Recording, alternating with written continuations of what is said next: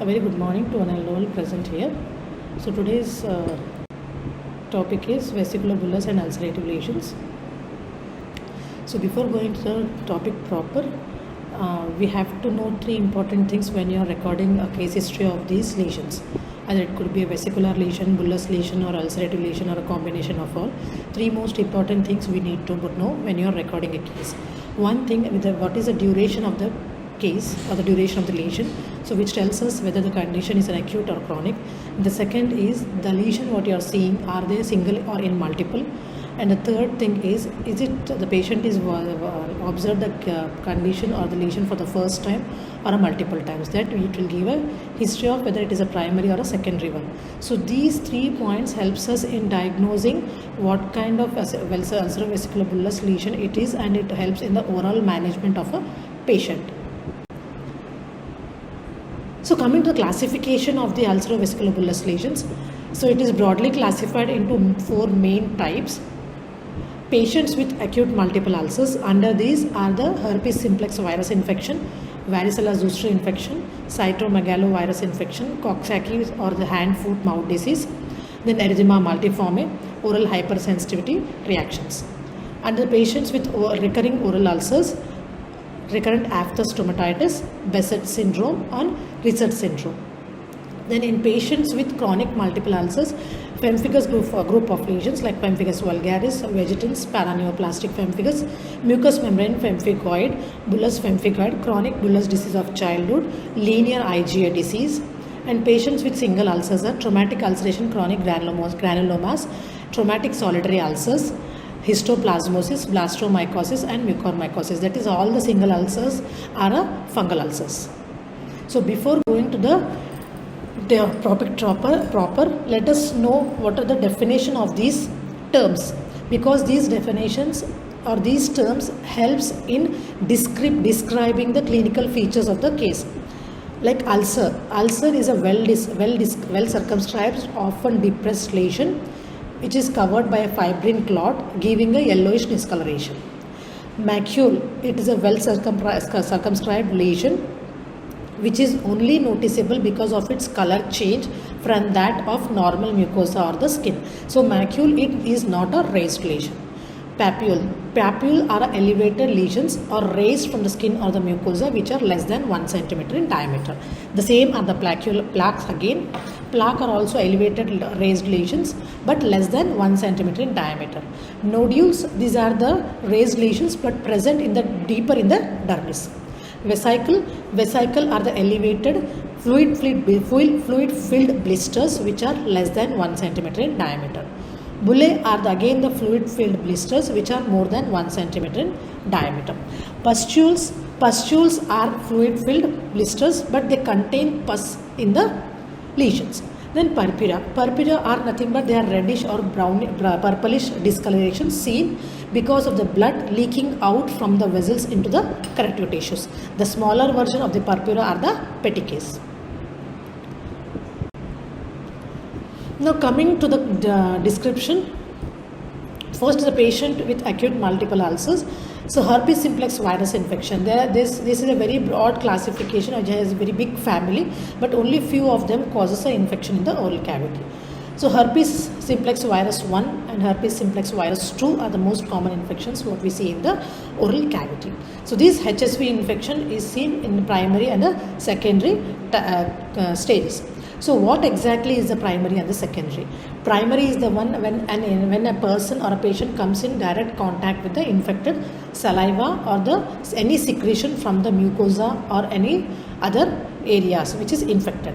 The secondary is the one wherein the virus travels along the sensory nerve axon and establishes a chronic latent infection in the sensory ganglion. So what exactly is this? So virus stays there in the sensory ganglion itself. So whenever there are aggravating factors, it aggravates the virus which is already there in the secondary ganglion. At that time it leads to secondary infections. It is also called as a herpes lesions or recurrent lesions or recurrent infection. So these primary type of herpes simplex virus infection most commonly are seen in all the parts of oral mucosa. That is the reason it is called as primary gingivostomatitis. So primary gingival stomatitis is a condition which is most commonly seen in children, and it is subclinical. Children below in the age group of 1 to 5 years. So these patients usually have a prodromal phase. Prodromal phase is the one wherein you see the symptoms before the appearance of infection proper. So here the patient or the children may have fever, malaise, nausea, myalgia, headache and all. So after this phase, patient starts developing the oral lesion. So there will be a ulcer formation, or first is a vesicle formation over erythematous area. After a few hours, this vesicle breaks and results in the formation of ulcers. So these ulcers are seen in all the keratinized part, non-keratinized part and the specialized mucosa of the oral cavity.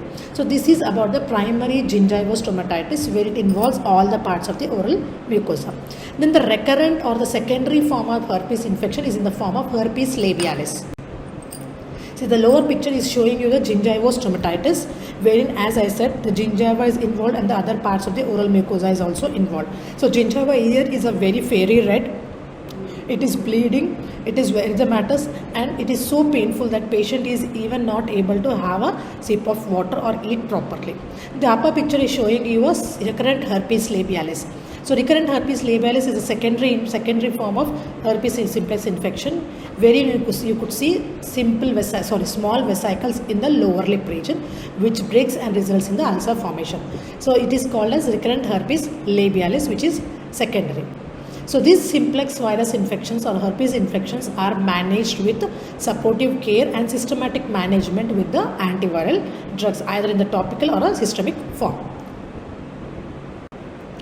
Herpetic Whitlow. It is again an infection caused by herpes simplex virus infection. It is an infection of a finger, wherein dentists were used to get this infection before the usage of gloves in the past olden days. But this is mainly due to the infected saliva. When someone comes in direct with the contact with the infected saliva, this infection is seen on fingers, which is nothing but called as herpetic Whitlow. Now, because of usage of gloves and all, this infection has been reduced. So these are the oral lesions, how you see in small multiple vesicles, which again burst into formation of the ulcers. So the differential diagnosis for this herpes simplex virus infection is a varicella zoster infection, recurrent aphthous minor infections and other viral infections. So this is a cutaneous counterpart of the herpes simplex virus, where you see the multiple pinpoint fluid filled vesicles which burst and result in the formation of ulcers. What you see on the face here, overall face, you see the ulcer formation. Before that are the intact fluid filled vesicles. But intact fluid filled vesicles you don't see in the oral cavity, because oral cavity is subject to many of things. So we don't have any patients, or we don't see any patients with intact fluid filled. By the time they come to us, it will be a ulcerative lesion only. Now coming to the varicella zoster infection. So varicella zoster infection, again a varicella, primary one, it is a chicken pox, which we usually see in the children. The secondary one is a herpes zoster infection, or it is also called as shingles. Again, the cutaneous part of the chicken pox, multiple maculopapular rashes you see on the abdomen, forehead, back, extremities, trunk of the body, usually seen in children, followed by the prodromal phase. And shingles, again, it is most commonly seen by the areas which is supplied by the ophthalmic division of the trigeminal nerve. So ophthalmic division, you could see most of the lesions in the forehead, upper eyelid, for temple region, and other divisions of the trigeminal nerve like mandibular and even the maxillary are also involved with the shingles. And the most severe form of shingles is a post-herpetic neuralgia. Post-herpetic neuralgia is nothing but it is defined as a pain if it is lingering for more than 30 to 120 days. You can give a diagnosis of post-herpetic neuralgia. It is nothing but an involvement of both central and peripheral nervous system neuropathy. And there is one syndrome which is associated with the varicella zoster, that is called as Ramsay-Hunt syndrome. So Ramsay-Hunt syndrome is a triad of shingles, vesicles, herpetic vesicles on the external ear, and the loss of taste sensation in the posterior 1/3 of the tongue. So this is how you see the herpes zoster or the shingles, which are unilaterally present. So here in this picture you could see the maxillary division of the trigeminal nerve involved, wherein you could see the ulcerative lesions on the cheek region, upper lip and the lower eyelid region. If it is in the mandibular division, you see the involvement of the chin and the lower lip region. Same the intraoral counterpart, again the unilateral ulcerative lesion seen on the palate.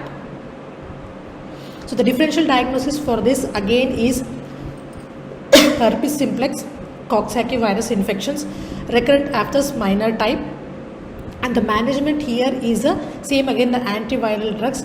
Acyclovir is most commonly preferred, which is given 15 mg per kg body weight 5 times a day, 7 to 10 days it is given, and the more potent than acyclovir is a valacyclovir. So the next most acute multiple lesion, which is ulcerative one, is erythema multiforme. So as the name indicates, erythema multiforme. Erythema is red in color, multiforme appearance in the multiple forms. So erythema multiforme is an acute self-limiting mucocutaneous disease which is seen on both the mucous membrane and the skin. So here any mucous membrane may be involved. It could be a eye mucous membrane of the oral cavity, mucous membrane of the eye, mucous membrane of the genitalia, mucous membrane of the larynx. Any part of the mucous membrane can be involved in this. The classification of erythema multiforme is erythema multiforme minor, erythema multiforme major, and Stevens-Johnson syndrome and toxic epidermal necrolysis. So last these two are the very severe form of erythema multiforme. Erythema multiforme minor shows you 10% of the skin involvement with or without involvement of the oral mucosa. Erythema multiforme major shows you the maximum involvement of the mucosa with the involvement of other mucosa membrane other than the oral cavity with the involvement of skin. Now coming to the cutaneous clinical features of the erythema multiforme. The characteristic clinical feature of erythema multiforme is a bull's eye lesion or iris lesion or a skin or a target eye lesion. So what is this bull's eye lesion, target iris lesion or a eye lesion? Bull's eye lesion is you could see a central blister or a necrosis surrounded by concentric layers of the rings. So these are the classical features or classical signs which you see in the cutaneous, only on the skin of the erythema multiforme. So these usually they start from the trunk, they move centripetally towards the upper extremities. You could see these on the legs and the back region also. Then the Stevens-Johnson syndrome, what I said, very severe form of erythema multiforme. This is in these lesions or in this syndrome you see a very large ulcers, very broadly any part of the mucosa is involved. It could be genital mucosa, conjunctival mucosa and the oral mucosa. Any part of the oral mucosa with the involvement of mucosa, more involvement of the mucosa, very large ulcers, very painful ulcers, and they have got a ragged borders. Now coming to the oral features of the erythema multiforme. Oral features, as I said, mild to moderate form, they show only the little erosions and erythema, but a severe form of erythema multiforme shows you a very large ulcers. Erythema multiforme shows most of the time the ulcers on the non-keratinized mucosa and the specialized mucosa. Non-keratinized and the specialized mucosa. The most characteristic classic feature of this is blood-tinged drooling saliva and the encrustations what you see on the lip. Encrustation is nothing but dried part of the ulcer, what you see, that brownish discoloration, the encrustation. So why blood-tinged drooling saliva is the ulcers are so large, it causes so much of destruction that it results in bleeding. So that blood mixes with the saliva what the patient is having, that blood get pooled off in the floor of the oral cavity. So most of the time the patient comes to us with the blood-tinged drooling saliva. So blood-tinged drooling saliva and the encrustations of the lip are the most common findings in the erythema multiforme. So erythema multiforme is basically an hypersensitivity reactions which maybe could be due to any other food preservatives what they are used in preserving the food, that may cause a hypersensitivity reactions, or due to any immunocompromised states. Even HSV is also one of the cause for erythema multiforme. So the top picture is showing you a cutaneous lesion wherein you could see a central blister surrounded by concentric layers of the erythematous ring which are of variable colors. The middle picture is showing the multiple target eye lesions or iris lesions or the bull's eye lesions, and the lower picture where is showing you a very large ragged ulcers which are ill-defined erythematous which doesn't have which are not very well circumscribed, seen on the lower limb. So the differential diagnosis of erythema multiforme are the recurrent aphthous ulcers, pemphigus vulgaris, primary herpetic gingival stomatitis, and the Coxsackie virus infections. So the mainstay of treatment for erythema multiforme is a corticosteroids. So initially in the mild to moderate cases, give off with the topical steroids. Then in the severe cases, can go ahead with the systemic corticosteroids. So whenever you are managing a case with corticosteroids, remember you have to monitor the case completely till you are completely doing a management, and always to give the steroids in a tapering doses. Then coming to the pemphigus vulgaris, a very large group of disease. It is a chronic one, chronic multiple ulcers. Pemphigus vulgaris. What is the main cause for this pemphigus group of lesions? Pemphigus vulgaris, as we all know, if you have gone through, if you have already seen the histopathology of these layers in the skin or the oral mucous membrane, the cells are attached to each other with the help of the certain glucoprotein molecules called as desmoglins. So these are the desmoglins which are helpful in the cell to cell attachment. It may be either in the skin or the mucous membrane. So it is a desmoglin 1 which is present in the skin, and the desmoglin 3 which is present in the oral mucous membrane. So any antigen antibody reaction taking place, or any immunological reactions taking place against these lesions, results in the formation of loss of cell to cell adhesion, resulting in the formation of intraepithelial lesions within the skin layer. So when they are clinically seen in the form of either bulla or the vesicles. They are large, they are bulla; they are small, they are vesicles.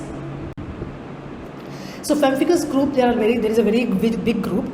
Pemphigus vulgaris is the most common, what we commonly see in the oral cavity. So pemphigus, there are other variants also.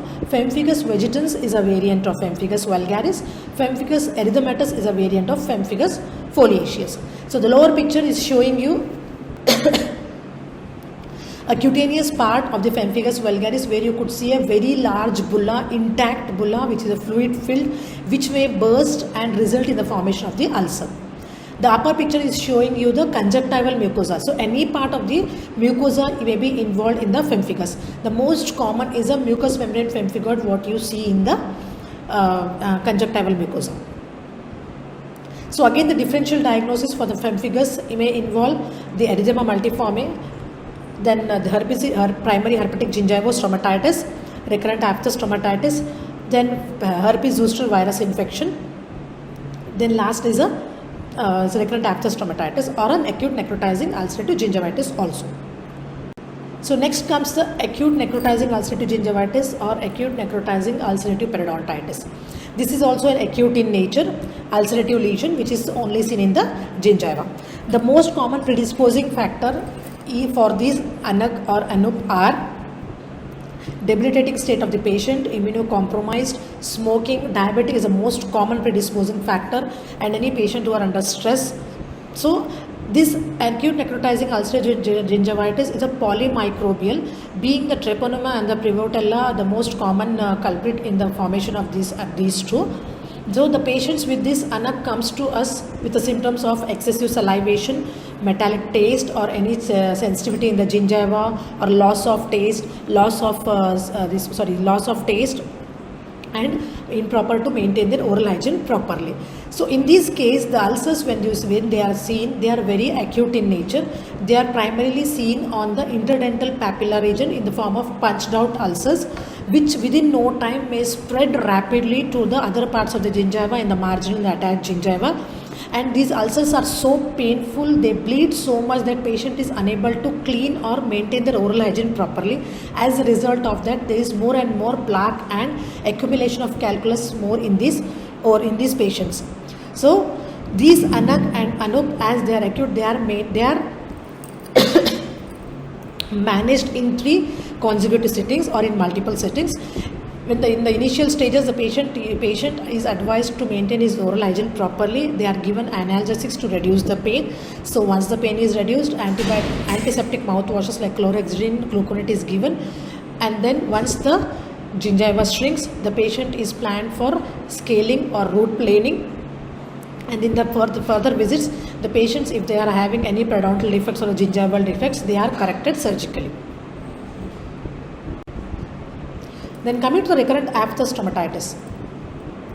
Recurrent aphthous stomatitis, as the name indicates, ulcerative lesions seen in the oral cavity, but always recurrent in nature. These patients have got multiple episodes in a year. So the most common cause for these being the hematological deficiencies, immunological deficiencies, any changes in the hormones or hormonal imbalance due to any oral contraceptives, and stress and anxiety being the most important cause. So recurrent aphthous stomatitis is a disease of the oral cavity which is recurrent in nature with no any other signs of diseases. This doesn't have any other signs except the oral lesions or oral ulcers which are recurrent in nature. The types of recurrent aphthous stomatitis are recurrent aphthous stomatitis minor, major and the herpetiform. Recurrent aphthous stomatitis major is also called as Sutton's disease. But among these three, the minor one is the most commonly seen. The recurrent aphthous stomatitis minor, what you are seeing in the picture. This picture shows you ulcer which is of 0.3 to 1 centimeter in diameter. They are round to rough oral in shape. They have got sloping edges, shallow in depth, but surrounded by the erythematous borders. So when they are seen, they are usually 4 to 6 in number. And these recurrent aphthous stomatitis ulcers are seen in all the parts of the oral mucosa, maybe keratinized, non-keratinized and the specialized mucosa, but less commonly on the keratinized part of the oral mucosa. Then coming to the major type, recurrent aphthous stomatitis major, or also as I said is a Sutton's disease. So here the ulcers are larger in size, more than 1 centimeter in diameter. It may be whenever they are appearing, they are 2 or 4 in number, not more than that. So these ulcers again, they are roughly round in shape, same again surrounded by the erythematous borders, but the depth is more and they are not that sloped borders, but as the depth is more, the tissue destruction is more. So the chances of healing the ulcer, the time what is taken for the minor ulcer is less, but the time taken for the major ulcers is more. So sometimes in the major ulcers they heal by scarring, but in the minor ulcers they always heal without scarring within a period of 7 to 14 days. This is the third type which is called as recurrent herpetiform aphthous stomatitis, where you could see a small multiple pinpoint ulcers which all coalesce together and form in the larger ulcers. So the differential diagnosis for this recurrent aphthous stomatitis lies herpes simplex virus, varicella zoster virus and erythema multiforme and any single ulcers.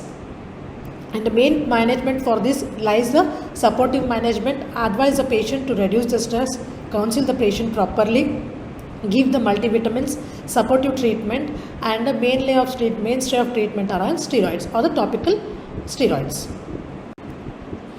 Then last is the patients with single ulcers. So as I have given in the classification, patients with single ulcers. So most of the fungal ulcers are single ulcers. Till now what you have seen are the viral ulcers. Most of the ulcers which are viral in nature, they are multiple ulcers. They are never single in nature. So single ulcers are fungal ulcers only. So histoplasmosis, blastomycosis or the mucormycosis. So all these three ulcers, they are most commonly seen in the low socio-economic group, wherein the immunity is totally compromised, wherein the health of the patient is compromised. They are always single ulcers. They cause tissue destruction more. They are very aggressive in nature. They give a very, very bad odor. So these single ulcers were very easy to diagnose but difficult for management, because within no time it causes a tissue destruction, and most of the patients are socio-economically low income group and the immunity of the patient is compromised. So these patients are managed supportively and symptomatically also. So ask the patient to regularly maintain their oral hygiene properly, overall development of their health, and antifungals are given. And these patients, usually the fungal ulcers are secondary to the pulmonary involvement. So the cause maybe, or the cause for these ulcers may be the pulmonary involvement. They are secondarily seen in the oral cavity. Most of the fungal ulcers are seen due to the secondary involvement only. So now let me tell you the difference between the viral ulcer, bacterial ulcer and fungal ulcers to summarize. Bacterial ulcers are multiple, viral ulcers are still more multiple in number, but always fungal ulcers are single. Viral ulcers are small, multiple, pinpoint in size, but bacterial ulcers, though they are small but multiple, but not very pinpoint, little larger than the viral ulcer. Fungal ulcers are also always single ulcer. They are larger ulcer when compared to the viral and bacterial ulcers. So this is how you are going to differentiate the viral ulcer, bacterial ulcers and the fungal ulcers. And always the viral ulcers follow a prodromal phase, which you don't see in the fungal ulcers and the bacterial ulcers. So the overall management of these ulcers depends on the how you diagnose a case and management of the patient according to their etiology. So how do you divide or manage a case is supportive, supplemental and a systematic way of management. Systematic, if it is a viral ulcer, give antivirals. If it is a fungal, antifungal. Any bacterial ulcer plus it is bacterial involved, give antibiotics. So this is how a management of any ulcers goes. Thank you.